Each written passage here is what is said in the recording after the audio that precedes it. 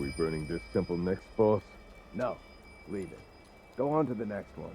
But if there's any offerings, we could give them to Lord Juzo. Enough! We don't take from Buddha. How many times do I have to tell you before it sinks into your thick skull? Please, don't get angry at me, boss. I'm sorry my skull's so thick.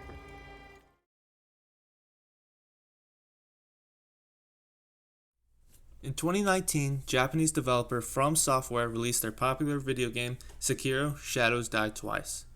The game's success is undeniable, as 3.8 million copies were sold by August, and it received awards such as the 2019 Game Awards Game of the Year and Best Action and Adventure Game.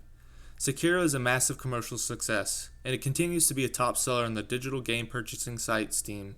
Undoubtedly, much of that success is due to the game's brilliant fusion between creative original design and Japanese lore and history.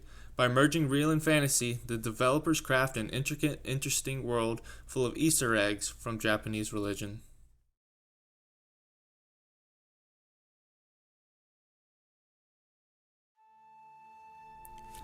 Sekiro takes place in the Sengoku period, or the Age of the Warring States under the Ashikaga regime.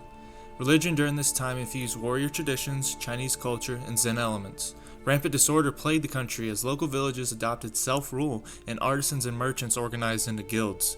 Also, even though it is not referenced in the game, this was also the time when Roman Catholic missionaries were spreading their message in Japan. In a quote from Joseph Kitagawa and Gary Ebersole, throughout the Ashikaga period, established institutions of older Buddhist schools and Shinto remained both politically and economically powerful. However, the new religious groups that had begun to attract the lower strata of society during the Kamakura period continued to expand their influence, often competing among themselves. Some of these new religious groups staged a series of armed rebellions, such as Hoki-Iki, uprisings of Nichiren followers, and Iko-Iki, uprisings of the true Pure Land followers, to defend themselves against each other or against oppressive officialdoms." End quote. So it was a time of great conflict, and conflict is evident throughout the game. One of the first references to Japanese religion the player encounters is through the sculptor's idol. They serve as checkpoints in the game where the player can rest or respawn if they fall in combat. Interestingly, the Japanese terminology translates to demonic Buddha. These sculptor's idols are six-armed, kneeling figures, and they were created by an in-game character called the Sculptor. When describing his creations, the sculptor says they are Buddhas that are an incarnation of wrath. In reality, these sculptures relate to the Asura, which has 6 arms and 3 heads and is a being inherited from Hinduism. From Walter Stevens' Demons: An Overview, he says, "The Asura is a jealous or hostile god or demon, while the Preta is a ghost condemned to constant hunger. They are two of the unhappy destinies to which persons who have lived badly can be reborn in their world of sense experience." So, the sculptor's idols are adaptations of the Asura, and as places where the player respawns and comes back to life, they are indicative of the true purpose of the Asura and Buddhist teachings. When the player's character dies in-game, he is reborn at one of the statues. The developers of Sekiro look to real-life lore as influence for their epic in-game lore because sometimes real life is just as astonishing as the wildest stories creative minds can muster. The in-game warrior monks were likely inspired by the Buddhist monks who practice Soku Shimbutsu. The goal for these monks is to essentially mummify themselves alive through a long and strenuous process showing extreme devotion. According to Paul Williams, a connection no doubt exists. Japanese self-mummified monks, who usually belong to the Yuono sect of Shukuendo, took their inspiration from Kukai, who is said never die but remains in perpetual samadhi. The term Soku Shimbutsu literally means to become a Buddha in this very body. During this time, the monks partake in a 3,000-day training period while maintaining a diet called tree eating.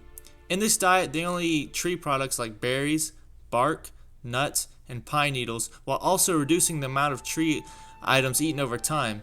In short, they slowly starve themselves over a 3,000-day period of unwavering dedication.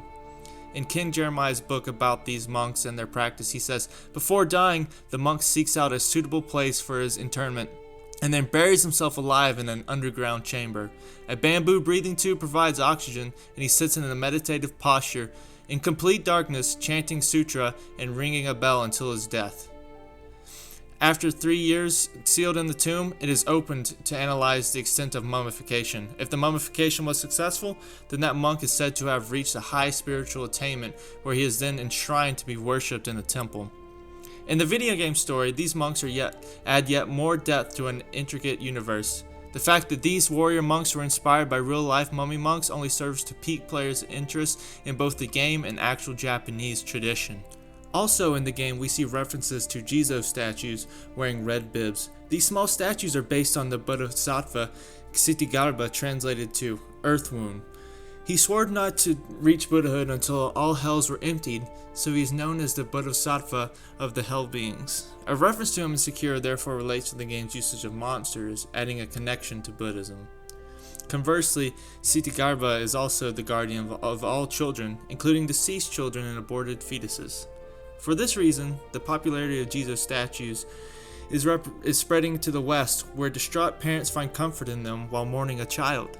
An article by Independent on the subject states that it is believed that the babies did not have the chance to build up good karma on Earth, so Jizo statues helped to smuggle the children into the afterlife on the sleeves of his robe.